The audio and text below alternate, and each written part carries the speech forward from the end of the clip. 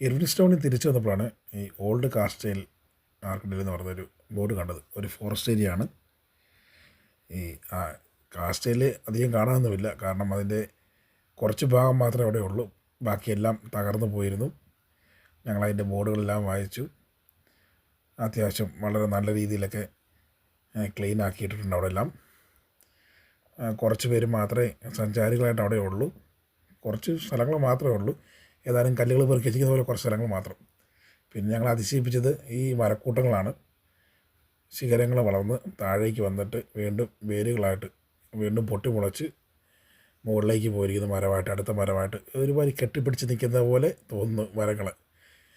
കുട്ടികൾ അതിൽ കയറി ഇറങ്ങിയൊക്കെ ചെയ്ത് വളരെ നല്ല രീതിയിൽ അവർ ആസ്വദിച്ചു. പൊതുവെ ഒരു മൂടിയ കാലാവസ്ഥയായിരുന്നു. മഴ പെയ്യുമെന്നുള്ള തോന്നൽ മുന്നിലുള്ളത് കൊണ്ട് ഞാൻ പറഞ്ഞു നമുക്ക് എത്രയും പെട്ടെന്ന് ഈ ഫോറസ്റ്റിൻ്റെ ഭാഗം കണ്ടിട്ട് ഇറങ്ങാം. പിന്നെ അവിടെ ബോർഡിലൊക്കെ എഴുതി വെച്ചിട്ടുണ്ട് വന്യമൃഗങ്ങളൊന്നുമില്ല, ഇഴജന്തുക്കളൊന്നുമില്ല, ധൈര്യമായിട്ട് മുന്നോട്ട് പോകാം എന്ന് പറഞ്ഞു.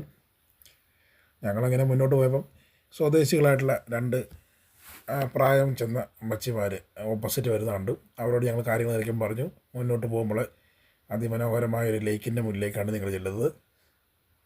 അവിടെ ഇങ്ങനെ വെള്ളത്തിൽ അരയന്നങ്ങളും താറാവും ഒക്കെ ഇങ്ങനെ ഒഴുകിടപ്പുണ്ട്. നല്ല കാറ്റാണ്.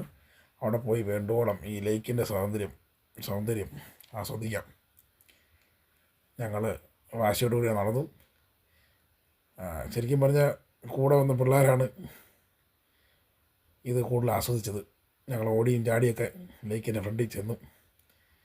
അവിടെ പോയി ആ ബെഞ്ചിലിങ്ങനെ ലേക്കിലേക്ക് ഇങ്ങനെ നോക്കിയിരുന്നു. നല്ല കാറ്റ്, നല്ല ചെറിയൊരു തണുപ്പോട് കൂടിയൊരു കാറ്റ്. അത്യാവശ്യം നല്ല തിരമാലയുണ്ട്. അങ്ങ് ദൂരെ കുറേ ബോട്ടുകളൊക്കെ കിടക്കുന്ന കാണാം. ഫിഷിംഗ് ബോട്ടുകളുണ്ട്, സാധാരണ ടൂറിസ്റ്റുകൾ യൂസ് ചെയ്യുന്ന ബോട്ടുകളുമുണ്ട്. പിന്നെ വെള്ളത്തിൽ ഇറങ്ങാൻ പറ്റത്തില്ല, നല്ല ഡീപ്പായിട്ടുള്ള ഒരു ലേക്കാണ്. അങ്ങ് ദൂരെ ഇങ്ങനെ അരയന്നങ്ങളൊക്കെ ഒഴി കിടപ്പുണ്ട്. കുറച്ച് താറാവൊക്കെ അതിനിടയ്ക്ക് കിടപ്പുണ്ട്. ഏതായാലും കൊള്ളാം.